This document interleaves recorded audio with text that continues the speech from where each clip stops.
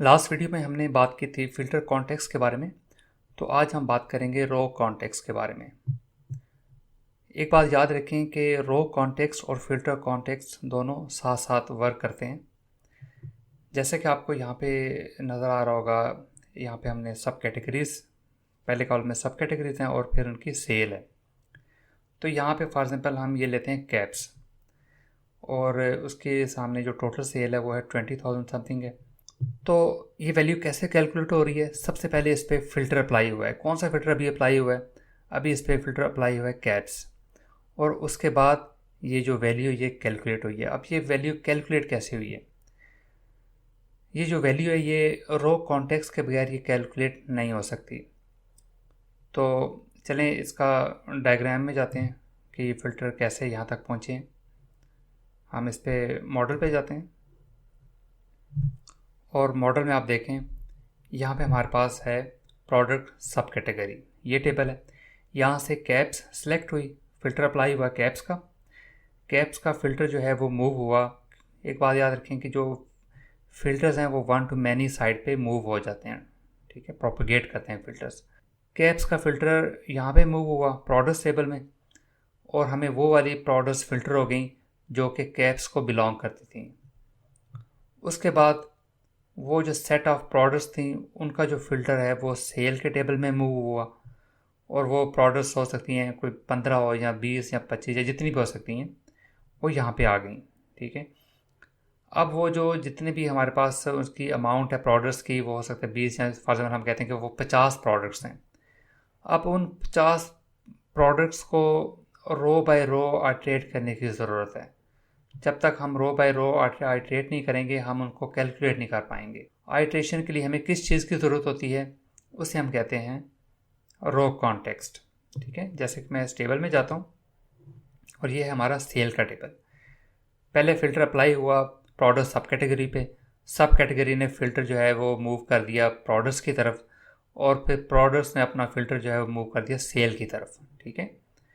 तो फिर उसके बाद जो सेल्स अमाउंट और जो सेल्स फ्राइट था जो हमने मेशर बनाई हुई है, ये फ्राइट और सेल्स अमाउंट, वो जो 50 प्रोडक्ट्स थी वो रो बाय रो वहाँ पे ये आइट्रेशन हुई है।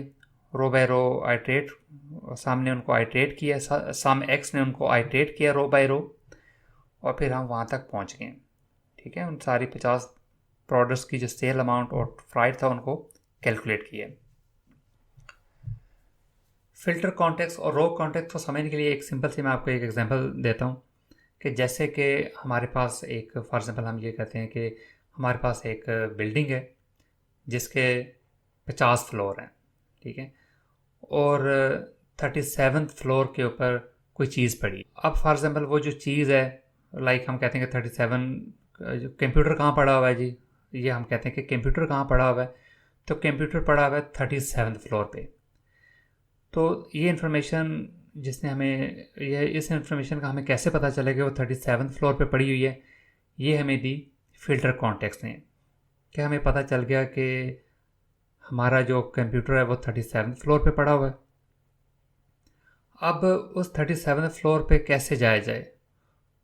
उस पे जाने का वे यही होगा कि हमें स्टेप बाय स्टेप वहाँ पे जाना पड़ेगा। पहले फ्लोर 1 पे जाएंगे, फिर 2 पे, फिर 3 पे, 4 पे, इस तरह करके रो बाय रो हम करते हुए 1 से लेके 37 तक हम पहुँच जाएंगे।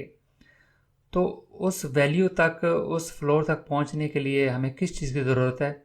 वहाँ तक पहुँचने के लिए हमें रो कॉन्टेक्स्ट की ज़रूरत है। तो इसी तरह से जो फ़िल्टर कॉन्टेक्स्ट और रो कॉन्टेक्स्ट डक्स में भी ऐसे ही काम करते हैं कि पहले हमने फ़िल्टर अप्लाई किए, फिर हम उन जो हमारे पास सेट ऑफ प्रोडक्ट्स आ गई हैं उनके कॉरस्पॉन्डिंग जो सेल है उसको कैलकुलेट करने के लिए सम एक्स का फंक्शन यूज़ किया है, जिसने रो बाय रो आइट्रेट किया है जो भी सिलेक्टेड प्रोडक्ट्स थी जो कि बिलोंग करती थी कैप्स सब कैटेगरी को, उनको हमने सम कर लिया।